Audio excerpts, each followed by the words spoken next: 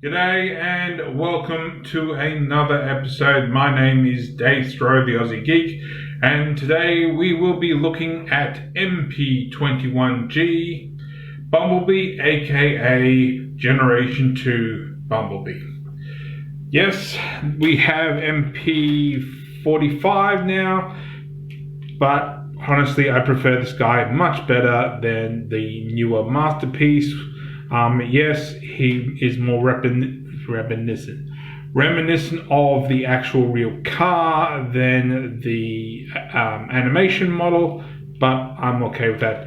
He does come with a side mirror that I did not put on because after getting transformations, I point out I was supposed to be saying transform element last time, but transformations breakdown. I lost the the spoiler for that, and after that I decided unless the figure already had the windscreen wipers and stuff attached, I was not going to put it in. So whenever I do KFC Crash Hog, their Wreck-Gar, you'll notice he's missing brake handles and such. But I'm getting away from myself, so here we go. This is the gold version, as I said, the G2 version. He does not come with a spike, I don't think. I'm trying to remember which one my spike comes with. I know that the original version of this was supposed to come with Spike or Daniel in his exosuit. It doesn't come with that. He does come with a selection of other faces and extra things, like you can take this out and you can put a hubcap cover or a spare wheel cover, or I Love New York license plate on it, but those are in storage as with everything else, including the spare faces. However, he does have his gun, which is just under here, and of course he can roll perfectly fine. So he is rather nice. Like I said, I had the choices, but I do own the original G2 Bumblebee, but he's not in the best condition to really compare. So there we are. So let's get down to some comparisons. Here he is with our usual girl Windblade.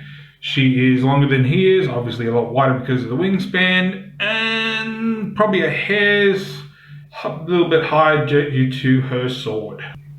And just something a little bit more newer, here we have Earthrise Cliff Jumper. Yes, he has a sticker on his chest because honestly I reckon he looks crap in robot mode without a sticker, so that's why there's the two of them. This was a repro label that I got off a set that I usually get all my third-party ones out of.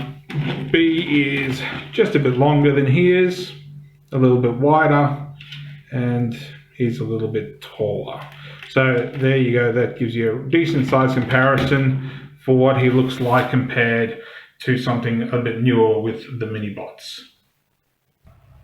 Okay, let's get down to transformation, and honestly I think there are things that he does that eventually Cliff Jumper used as examples for his own transformation, which definitely don't match up with the more newer B, but definitely with this one. So first things first, what I'm going to do is I'm going to remove his gun, which just tucks in under here. So if you see, I don't know how well you can see this sort of black sort of squarey bit here. All you do is you lay the handle of the gun between it and this little bit here. So just sort of wedge it there, it can go either way. Put that off to the side, and we will get down to transformation. So first things first, we're going to sort of push down on here to start loosening the front. Yeah, there we go. And that's going to all fold out for the most part. Just turn his legs up. And as you can see, this is already looking like Cliff Jumpers. So like I said, I reckon they use this as their example. We're then going to fold this piece in, and there is a slit inside to fish that through, which fixes up his crutch piece. We're going to split the feet. We're going to fold No, yes, we're actually going to fold the ties in first. Once again, same thing with our cliff jumper. Then we're going to untab the side bit here and just fold that up. And then this folds in, and that folds in like a record, just like cliff jumper. Pull out, fold up, fold in. This is a bit tighter, and fold in. Oh, by the way, I've forgotten it. There was a different selection of stickers and stuff too that came with this guy. So next, what we're going to do is we will just flip this around first. So you're going to push down here, this little sort of nail bit here, fold that down, and that reveals his Audible logo. They use this for quite a bit, and it's actually pretty clever. So next, we're going to come here. Maybe it'll help if I pull the camera up a little bit. And we're going to sort of pull back, and that's going to free the arm, which rotates down. Do that on both sides just to clear that out. And that just comes all the way down. We can untab. Oops, probably. Yeah. Here we go. Untab that. So his arm is at a rather weird angle. So this hole tabs onto there. And then you can straighten his arm up, rotate it around to get the right way around. Up to you how you want to put the light. You can leave it like that so it sticks out, or you can flip it back, up to you. You can come in here, flip out his fist, and that one's all done. Fold this down, untab that. Like I said, up to you. I'm going to fold that back, rotate it around, and fold out his hand, and we're almost done. We're going to pull this back here. We're going to rotate on here, on this piece here. I don't know if you can see it. Not really the best thing. Just take my word for it. There's a rotator here that rotates this around. While this is pushed forward, push this down. This comes down. This piece here will tab into a little tab hole in the back just to keep his backpack in place. You can then push his shoulders up to give him better alignment, and his wheels come out, and there we go. We have Bumblebee in his robot mode. He's a little guy, obviously. He's Bumblebee. Like I said, he does come with different heads, and all you gotta do is unscrew the screw and put that in. Yes, he has quite the backpack, but honestly, MP45 should have done a better job at hiding it. This guy's MP21. This is 24. Yeah, 24 positions before MP45, and still they haven't solved his backpack. So honestly, I reckon this guy just looks so much better. So there we go. We will get down to articulation before we do size comparisons. His head can do a full 360. It can look up a little bit. It can look down. Pretty decent amount. Can't go side to side. Arms. Ooh, my shoulder's a bit tight. Arms do a full 360. He has single jointed elbow that gets him that far.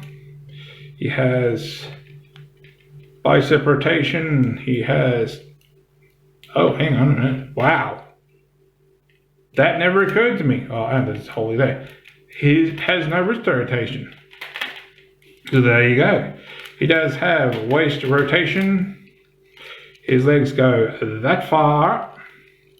They go that far back. He has rotation at his thigh. Of course, it can go out that far too.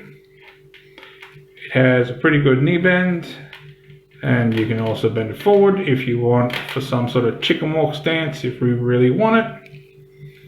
He has decent pivot. Can't really go back, although you can get more if you untransform the back here. Then you can use that transformation hinge. Oops. Now everything's just untabbing itself.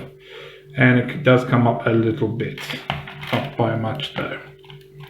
So there we go. Like I said, he does come with his gun.